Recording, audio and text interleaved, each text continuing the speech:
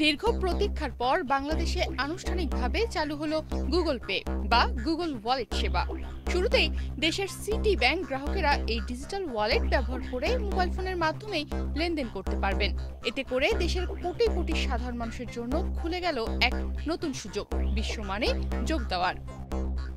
কিন্তু শুধু এটুকুই নয়, গুগল পে চালু হওয়ার ফলে এমন কিছু আন্তর্জাতিক সুবিধা এখন বাংলাদেশের মানুষের নাগালে এলো, যা এতদিন ব্যাংক বা মোবাইল ফাইন্যান্সিয়াল সার্ভিস যেমন বিকাশ বা নগদ দিয়ে সম্ভব ছিল না, বা তা ছিল অত্যন্ত জটিল ও সীমিত আকারে। বাংলাদেশের ডিজিটাল লেনদেনের পরিধি বাড়লেও আন্তর্জাতিক ক্ষেত্রে সাধারণ ব্যবহারকারীদের জন্য অনেক সেবা ছিল বন্ধ। অনেক আন্তর্জাতিক অ্যাপ বা সেবা যেমন Netflix, YouTube premium, Spotify subscription নেওয়া যেত না। গুগল প্লে বা অ্যাপ স্টোরে অ্যাপ কিনতে সমস্যা হতো। অনেক ব্যাংকের কার্ড বিদেশি লেনদেন সমর্থন করত না। বিদেশে ভ্রমণের সময় পিওএস মেশিনে কার্ড কাজ করত না বা পিন নিয়ে বিভ্রাট হতো।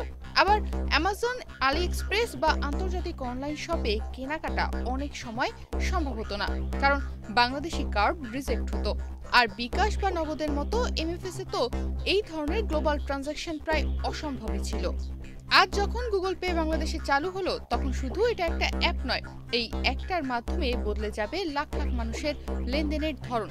যাদের কাছে কার্ড নেই তাদের কাছে কষ্ট করে টাকা তুলতে হয়। যারা ব্যাংকের লাইনে ঘন্টার পর ঘন্টা দাঁড়িয়ে থাকেন, তারা এখন হাতের মুঠোয় পেয়ে গেলেন নতুন এক স্বাধীনতা। গুগল পে এর মাধ্যমে এখন এসব সীমাবদ্ধতা দূর হওয়া শুরু হয়েছে। তার মধ্যে রয়েছে সাবস্ক্রিপশন পেমেন্ট সহজ করা, বিদেশের যে কোনো দোকানে ট্যাপ করে পেমেন্ট করা, গুগল প্লে বা অ্যাপ স্টোরে সরাসরি পেমেন্ট, টোকেনাইজেশন প্রযুক্তি নিরাপদ ও ঝুঁকিমুক্ত হবে। তার মানে এখন থেকে গুগল প্লে অ্যাকাউন্টের মাধ্যমে আন্তর্জাতিক অ্যাপ বা স্ট্রিমিং সার্ভিসে সাবস্ক্রিপশন নেওয়া যাবে সরাসরি। ওটিপি ঝামেলা ছাড়াই পেমেন্টও সম্পন্ন হবে। যেসব দেশে এমএফসি সাপোর্টেড পিওএস টার্মিনাল আছে, সেখানে বাংলাদেশি ব্যবহারকারীরাও ফোন ট্যাপ করে পেমেন্ট করতে পারবেন।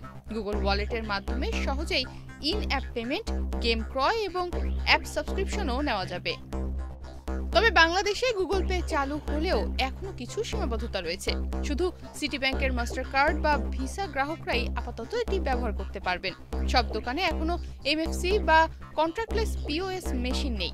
আন্তর্জাতিক মানি ট্রান্সফার বা peer to peer global payment এখনো বাংলাদেশে সাপোর্ট করে না। তবে গুগল ও সিটি ব্যাংক জানিয়েছে, ধাপে ধাপে অন্যান্য ব্যাংক, মোবাইল ব্যাংকিং এবং কিউআর ভিত্তিক পেমেন্ট ইন্টিগ্রেশন আনা হবে। বিশ্বের উন্নত দেশগুলোতে গুগল পে, অ্যাপল পে বা স্যামসাং পে এর ব্যবহার বহু আগেই শুরু হয়েছে। সেখানে যে কোনো বাসে ওঠা, দোকানে কেনাকাটা করা, এমনকি হাসপাতালের বিলও পরিশোধ করা যায় ফোন ট্যাপ করেই। বাংলাদেশে গুগল পে চালুর ফলে দেশও এখন সেই আধুনিক কাগজবিহীন আর ক্যাশলেস অর্থনীতির পথে যাত্রা শুরু করলো। বিশেষ করে ছাত্রছাত্রী, ফ্রিল্যান্সার, ট্রাভেলার এবং গ্লোবাল মার্কেট প্লেস ব্যবহারকারীদের জন্য এটি একটি বড় পরিবর্তনের বার্তা। তনিমা রহমান, বাংলাদেশ প্রতিদিন।